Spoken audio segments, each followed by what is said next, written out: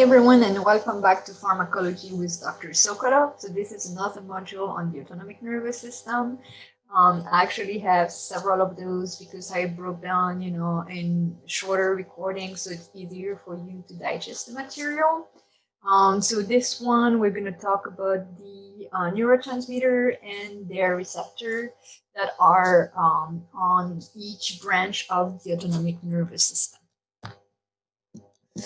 So there are like three neurotransmitters that are part of the autonomic nervous system. First one is acetylcholine, abbreviated ACH, or it refers to the cholinergic nervous system. And if you remember from last module, it's referred to the parasympathetic nervous system. This one is employed at most junctions of the peripheral nervous system. You have it at all the parasympathetic nervous system, pre-ganglionic neuron, all sympathetic nervous system, pre-ganglionic neuron, all parasympathetic nervous system, post-ganglionic neuron, all motor neuron to the skeletal muscle, and most sympathetic nervous system, post-ganglionic neuron to the sweat gland. But there are not many indication, pharmacologic indication to treat sweat gland disorder. So this is not really important. Then you have the second neurotransmitter is norepinephrine, also called noradrenaline, and it refers to the adrenergic nervous system or the sympathetic nervous system, if you remember from the first module. This one is released by most of the post-ganglionic neuron of the sympathetic nervous system, except the sweat gland. And I'm going to have the next slide, showing what this means. And then you have epinephrine. Epinephrine is released actually by the adrenal medulla that is, on top of the kidney. So here is what that means. So this is an important slide. And one thing that's really, really important is to distinguish the neurotransmitter and their receptor. So neurotransmitter is the chemical, acetylcholine, norepinephrine, epinephrine. The receptors, we're going to see that each neurotransmitter can bind to receptors. It can be the cholinergic receptor. They are the ones that bind acetylcholine. Then you're going to have the adrenergic receptors. They are the receptors that bind the norepinephrine and epinephrine. And so really important to know the difference between a neurotransmitter and the name of their receptor. So first here you have the parasympathetic nervous system, and you see you have a long neuron that goes from the spinal cord to a ganglia, which act as a relay. And then after the ganglia, that's why you have a post-ganglionic neuron or a pre-ganglionic neuron. And the post-ganglionic neuron is the one that is going to innervate the organ. So if you look at the parasympathetic nervous system, you see that the pre-ganglionic neurons release acetylcholine. And the post-ganglionic neurons release acetylcholine. Pretty easy. Now, the sympathetic nervous system, the pre-ganglionic neuron release acetylcholine. That's why I said acetylcholine is the neurotransmitter of the presynaptic pre-ganglionic neuron of the parasympathetic nervous system and the sympathetic nervous system, and also the neurotransmitter of the post-ganglionic neuron of the parasympathetic nervous system. Now let's go back to the sympathetic nervous system. So you see the pre-ganglionic neuron release acetylcholine, but the post-synaptic neuron release norepinephrine, which will bind to the receptor on the organ that are innervated by the sympathetic nervous system.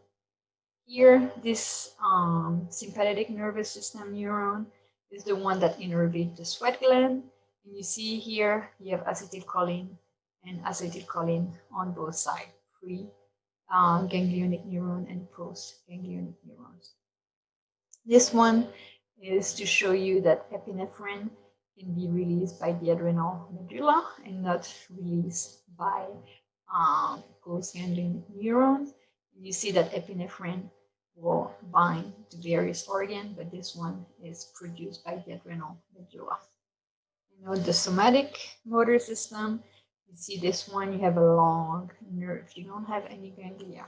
That's why, you know, you have, for example, the sciatic nerve that go from your hip all the way to your small toe is just one long motor neuron. There is no ganglia here, and the neurotransmitter that is released by a motor neuron is acetylcholine.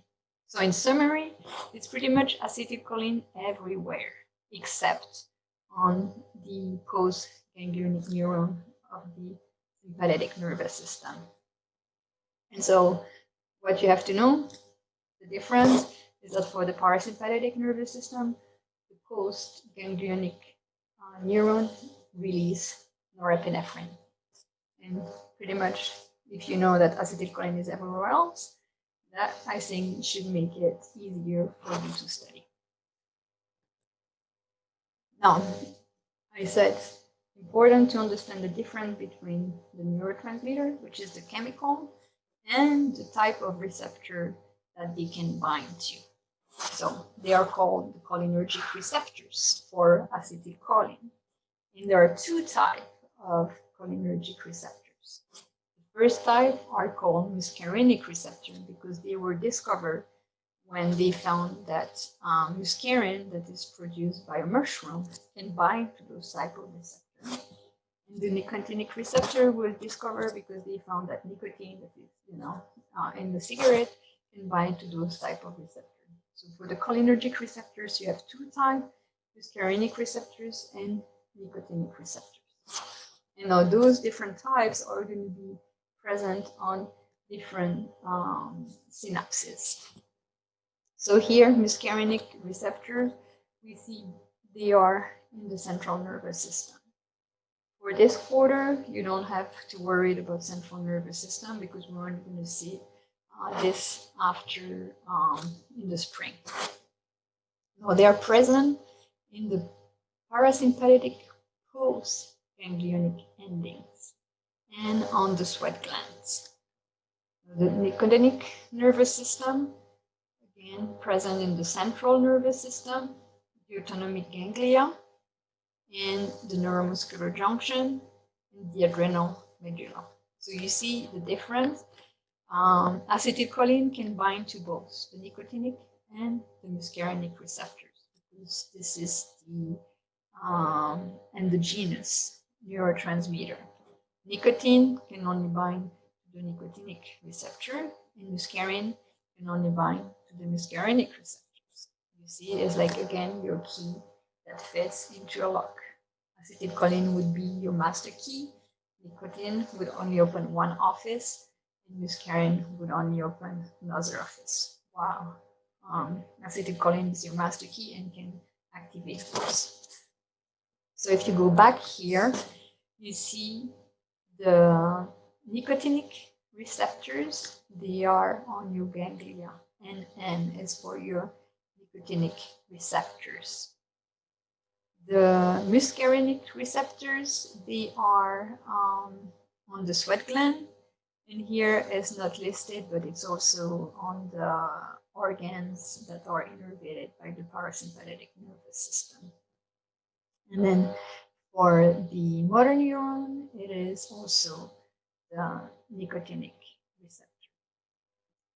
For the sympathetic nervous system, so let's keep going on actually chronergic receptors. Now I said there are two types, nicotinic and muscarinic. But for the muscarinic, there are like some subtypes. You see you have M1, and M2, M3, M4, and 5. Ideally, if you want a drug that has less adverse effect, you would want a drug that can bind to only one type of muscarinic receptor.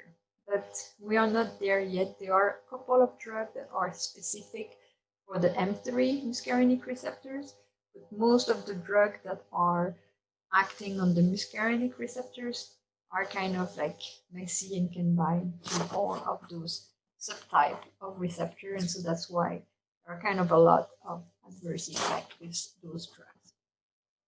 Now you see the receptor family, and I'm not asking you to know what type of receptor family they belong to, but if you remember from your principle, I said there are some receptors that are ion channel, and there are some other receptors that are G-coupled protein, and so that's what you have here. You see, you have different type of receptor depending on where they are located, on which organ.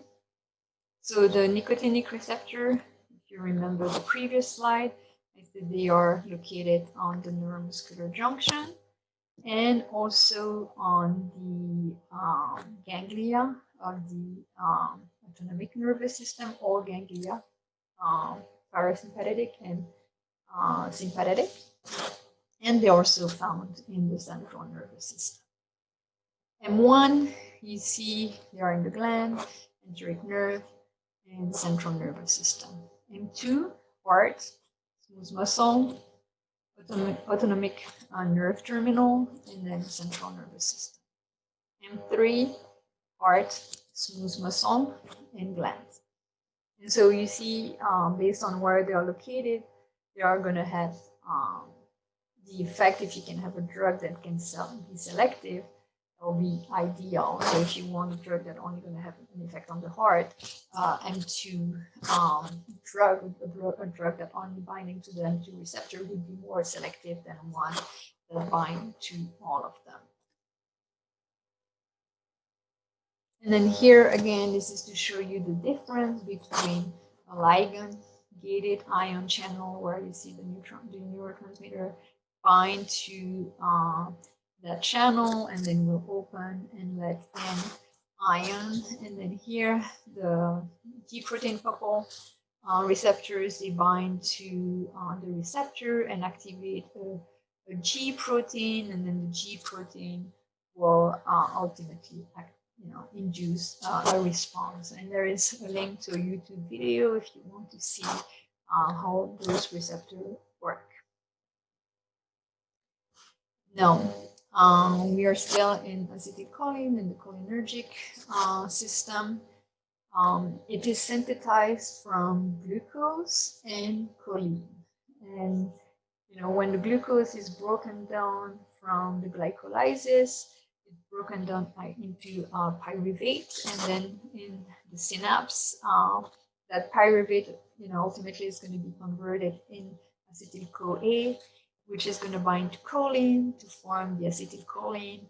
Then it'll be stored in vesicle and then released by exocytosis into the synaptic cleft, bind to its receptor, either nicotinic or muscarinic receptors.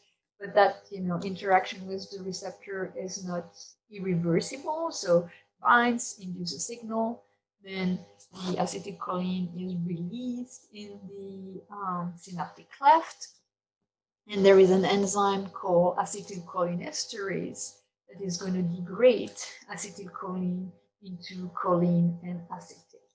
And then choline can then be reuptaken into the presynaptic terminal and will be used again to synthesize new molecule of acetylcholine. And we have a cycle there.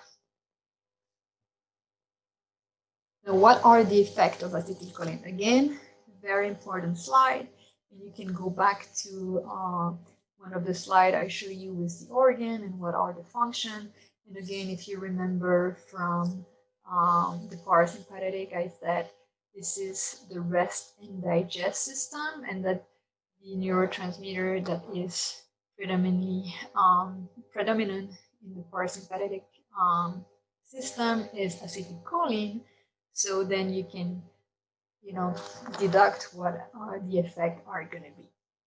So rest and digest, that means slow down the heart rate, prolong the AV conduction time, reduce the contractile force of the atria, the respiratory system, bronchoconstriction, increase the secretion. In the eyes is meiosis, so pupil constriction.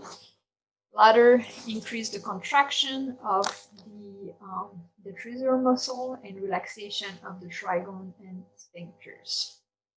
GI tract increase the peristalsis, so digest, and sphincters relaxation. Now you have norepinephrine, which is the main neurotransmitter for the sympathetic nervous system. Remember, this is the one located on the post-ganglionic neuron that is going to innervate the organs that are innervated by the sympathetic nervous system. How it is synthesized? It's synthesized from phenylalanine, which is one of the essential amino acid, into tyrosine, then tyrosine into dopa and dopamine, and then dopamine into norepinephrine.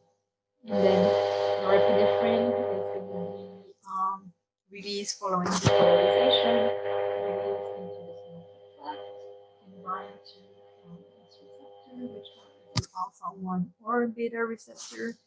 And then after its action, again, this norepinephrine is going to, it's not reversible, binding to the receptor, so it's released in the synaptic cleft and is going to be reuptaken into the presynaptic terminal. And you see the monoamine oxidase, MAO, is going to break down norepinephrine into an active product. There is also another enzyme that can do that. It's called the catechol methyltransferase, COMT, that are able to break down norepinephrine.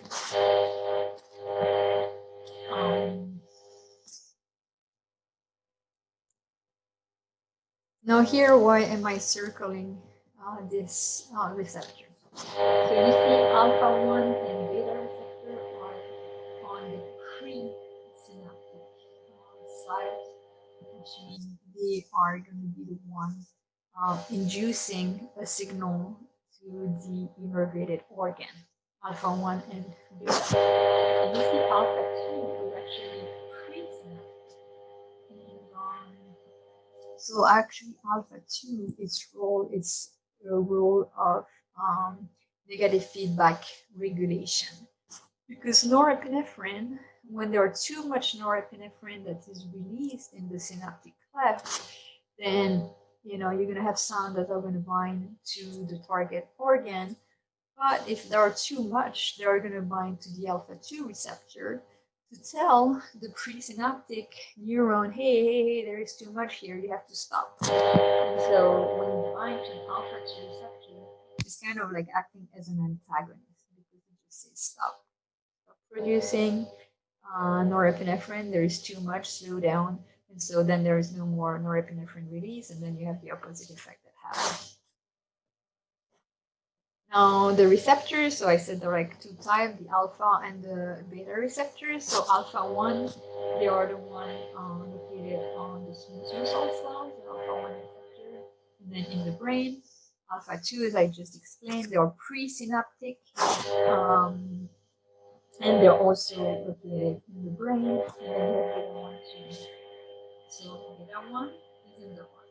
I had a student, she said when she had to memorize where beta 1, beta 2 are located, she said, okay, beta 1 is because we have only one heart, so that's why it's called beta 1. And then beta 2 is because we have two lungs, and so that's how she kind of remembered. And from the lung, she said, okay, it's also the other organ. So beta 2 is not only on the lung, but on the smooth muscle cells of the GI tract and other smooth muscle cells. But importantly, only one heart, so that's where you can only find the beta 1 receptor in the peripheral nervous system.